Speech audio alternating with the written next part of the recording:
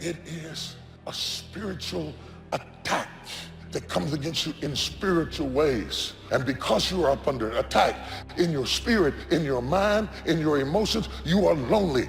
No matter who you're around, no matter how many people know you, you end up alone because you are up under a private battle that you can't talk about. I think it's the loneliest thing in the world to have people around you, but you can't really touch them and connect with them for who you really are because you just keep trying to give them who you think you're supposed to be. That's a lonely place. You think this message is just for single people? It's not. You think I'm talking about people who don't have followers on Instagram? I'm not. I think we all have spots. I used to not think that. I used to think certain people didn't. I used to be embarrassed because I thought I was the weird one. I think we all have insecurities. We don't wear them on the outside, so sometimes even the people who love us can't see what we really wrestle with. You got to come up with some times in your life that you unplug from this crazy world. Turn your phone off. We live in a world today that's got us so focused on everybody else that we're comparing our life to everybody else's life, and anxiety and fear come whenever you start dwelling on the past and whenever you're afraid of the future. Pain is not your enemy, pain is your servant. And pain is telling you that there's a problem here and you need to get it fixed. You need to drag it out of the dark and you need to deal with this, and you have to decide enough is enough. It's time for a new direction. It's time to say that's it. Turn to somebody and say that's it. Passivity is a spirit and it'll kill you. It'll kill your relationships. It'll kill your home. It'll kill your marriage. If we just sit back and do nothing, it'll kill you. An anxious and a worried mind is not normal. But you know what? You're going to worry until you finally realize that it's useless. It doesn't help your problem, doesn't solve your problem. All it is us saying, I think if I think about this long enough and worry about it long enough, I can figure something out. And it's not going to work. The only way that you actually step into happiness and joy is when you put the focus on where you are at and get engaged with the thing that you're doing. This is the truth, is that so many of us say that we want to change, but many of us are unwilling to pay the price to change. And really all of change comes from not focusing on what you can't control. It comes from focusing on what you can control. All of change has a price tag attached to it. That today, each and every one of us, we have to count the cost. Do we actually want to change? Are we willing to pay the price for change? Worry is like rocking in a rocking chair all day. It keeps you busy but gets you nowhere. At the end of the day, you'll still be in the exact same spot, just going back and forth, back and forth. It's not what's happening to you that's hurting you. It is the threat of what could happen to you that is stealing every good day you got. You can't enjoy the good days because the enemy is threatening you, so you don't get any peace when things are well, and you don't get any peace when things are bad. Because when things are good, you're worried about them going bad. And when they're bad, you're dealing with what bad happened, and you haven't had any rest. You've had sleep, but you haven't had rest. You're tired when you get up. You're tired when you go down. You are up under attack. Because whatever you identify as the source of your stress determines what you consider the source of your peace. And that's why I don't like to blame people for my stress. Because if people brought me the stress, then I need people to change for me to have peace. But I'm past the point in my life of wanting for people to have to act a certain way, for me to have peace in my own heart. You're going to have to move ahead in spite of your fear, all right? I've said many times that every major decision in Saddleback's 42-year history that I had to make, I was scared to death to do it. I just did it anyway because I was not going to let fear dominate me. We're going to do the right thing. Never let fear stop you. Courage is not the absence of fear. Courage is moving ahead in spite of your fear. If you're not afraid, you don't need courage. You only have courage when you're scared to death, and you do it anyway. You got to have the courage to act outwardly on what you see inwardly. Or will you die a dreamer? Will you die on the verge and on the edge and in the land of coulda, woulda, and shoulda? It takes courage to be successful. It is far easier not to be successful. Misery will always have company. Success breeds contempt. If you don't want to make waves, be mediocre. Be normal and fit in. And if you're more concerned about people than you are God, then neutralize everything he put in you. Just fit in with everybody else. Dress like them, walk like them, act like them, eat like them, go where they go, think like they think, do what they do. And once you've neutralized your uniqueness, you don't need courage. It takes courage to be different. It takes courage to go where you've never gone before. For some of you, it took courage to come to this conference. It takes courage to get you outside of the bar. It takes courage to be successful. It takes courage to win. People don't talk about people that don't win. If you win, they're going to talk about you. Do you have the courage to stand there though the storms keep raging and the people get to talking and you stand there and say, I've come too far to turn around? Do you have the courage? Every morning when we wake up, we need to empty out anything negative from the day before. Somebody offended you at work. It's easy to let that offense stay. Feels good to carry around a grudge, but you have to be disciplined. Say, no, I am not giving this offense any room. They hurt you once. Don't let them continue to hurt you by holding on to the offense. Being offended is not harming them, it's harming you. It's taking up space you need for the good things that move you toward your destiny. Stop expecting out of people what only God can give. This is why we get depressed. We keep waiting on people to complete us. If you wait on somebody to complete you, you are going to be in a constant state of suspension, LJ. They can help you. God can use people to bless you, but quit putting demands on people that are unreasonable. It's just not happening as fast as I thought it would. I thought by now I would have had the promotion. I thought by now that I would have had a breakthrough. I thought by now I would have paid off my bills. Oh, but friends, I wish today that we had a pantry door measuring stick for your faith. If you could look back throughout the years, what you would discover is that mark by mark, you have been maturing. You have been growing. It's just been little by little. I know you're not where you want to be yet, but baby, you have come a long way. You're growing gradually. More and more people seem to be losing control of their lives, enslaved with habits that are robbing them of joy, robbing them of peace. They need healing of fear, healing of resentment and anger.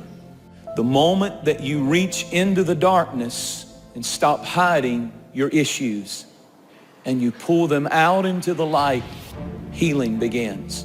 And so the only way we get to that ultimate version of ourselves is by replacing ourselves and growing all the time. This has to become an addiction for you. For too many of us, we like to grow.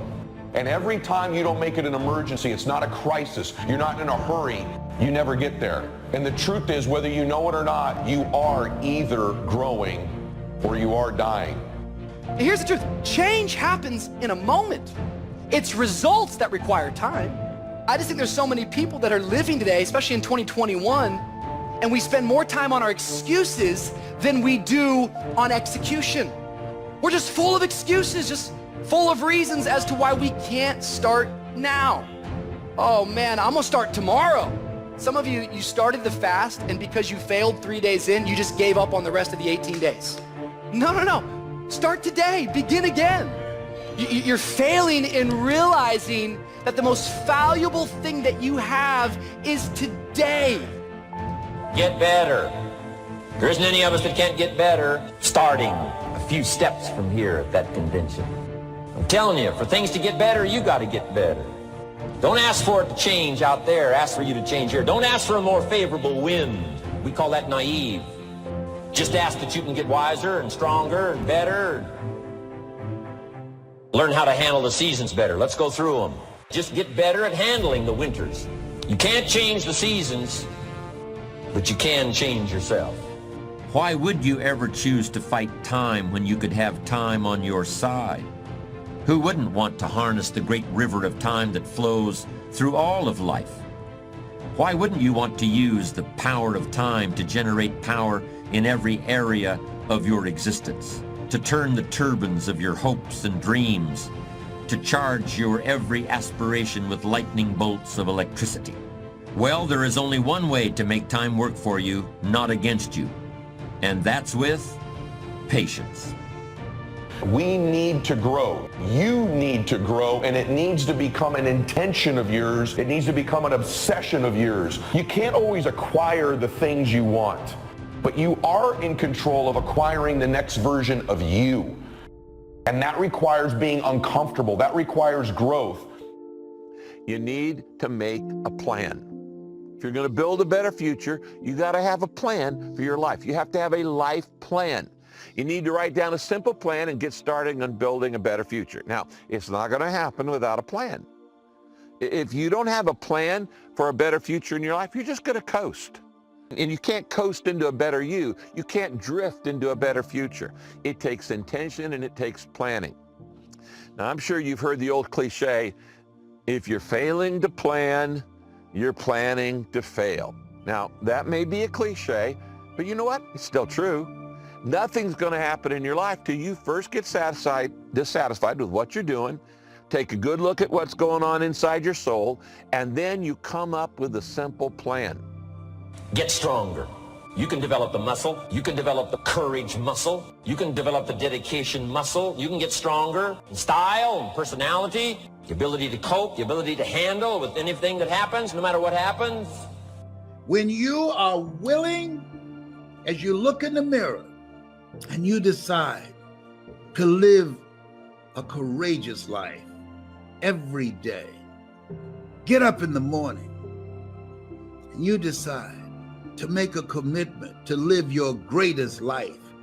Get up in the morning in a spirit of gratitude. It's time to step it up. People who operate in darkness, they are relentless. They never stop. They don't take no breaks. They're always doing something. You get up in the morning looking at your phone and say, what happened now? Look at the news and say, oh my goodness, what's next? People who are spreading confusion and darkness and hate, they make it their full-time job to do that. And we have to make it our full-time job to fight back, to fight for a future for our children, to live a life that will outlive us. See, you've experienced some setbacks. So in order to catch up, you got to speed up. You can't be average. You got to put the foot to the floor. You want to live like a warrior. When a warrior, you in fight mode. You are willing to do whatever it takes for you to discipline yourself, to dedicate yourself, to take the initiative, to embrace the newness of your life. It takes courage to be exceptional. It takes courage to be wise. It takes courage to be rich. It takes courage to be educated. It takes courage to be knowledgeable. Because the moment you do, but you don't talk like, oh, you forgot where you came from. Look at you, it takes courage. And I'm just wondering, in this weak, watered down, mediocre society that we live in today, in this reality TV world we live in today, I'm wondering if there's anybody left that's got the courage to say, after all I've been through, and all my ancestors have been through, and all my parents have been through, I didn't come through all of that just to fit in with normalcy. I have the courage to go after my dream and stand for the Lord. Is there a woman left in this entire Colosseum that's got some courage? I wonder for us, has never enough become our normal? Like, I'm not talking about last week or the week before that, and I'm not talking about bank account. I think the spirit of this age is the spirit of never enough. We can never get enough information. We can never get enough what we call connection. So now we call ourselves connected in the world because we have social media. See, to us now, it's just completely normal for us to be overloaded all the time and just to have access to everything that's happening in the world. And then we wonder, why are we so fearful? Why can't we feel? It's because we were never intended to carry so much in our minds and in our hearts. But to us, it's just normal. Many of us are used to never really getting a good night's sleep. It's just normal. What is your wake-up call? What is controlling your thoughts? Is it the television set? Feeding your mind images of what life should be? Is it drugs or alcohol numbing your brain and diminishing your desires? Or is it weakness, a lack of discipline that prevents you from accomplishing what you want to accomplish? I would encourage you to be a transformational person. You see, transformational people, they inspire others in such a way that they positively bring change into people's lives. To be a transformational person, you have to first be transformed. So I would encourage you, make the changes necessary in your life that make you a better person. What I've discovered is that most incredible positive change happens when we begin to embrace good values. You have to kind of leave something to go to something, and what I encourage people all the time is leave the bad habits to go to the good habits, and leave the bad values and go to the good values. That's where you begin to see the change, the transformation take place. Here's what I do know. The moment that you see the change happen inwardly, it begins to positively affect the behavior outwardly. When that happens, you become contagious. If you quit, whatever you were trying to accomplish can never happen. If you quit, there is no chance of it popping back up again, coming back later. Quitting is guaranteed failure. When you're trying, you're going to fail. You have to make sure that your dreams and goals are so big that not accomplishing them is not an option. I'm not saying that there aren't things in life that we just have to do. There are. But what I am saying is ask questions. Don't believe everything that you're told, and don't follow the path just because it's there. Don't get in line just because other people are. Get up. Be conscious of what is creeping into your mind. What are you letting in there? What is forcing itself in there? You have only one life, so don't waste it. You got to focus on your strengths. When you're hungry to win, you spend your time and your energy being a warrior, not a worrier. No, you don't expend time worrying because you want to get in a fight mode. And when you have something that you want to do, when life has knocked you down and slapped you around, in order for you to get back up, you got to be hungry to win. I was determined to become successful in this area. Why, Les? Because I was hungry to take care of my mother. And so when you're hungry to win, you realize this. Number one, you go all out. That's what it takes now to make it now. In order to win, in order to create a different life for yourself, you got to be hungry. Take inventory of what you're giving space to. Life is too short to go through it with negative things holding us down. Every action and every discipline today is a link in the chain. Every action and every discipline in the future is a link. When you can see that every link in the chain will eventually lead you to the things you want most out of life, then you won't grow discouraged or impatient with today. When you can see where you're going through visual chain thinking, even on the toughest days, you'll keep building your ambition by knowing where you're going, not just where you are today.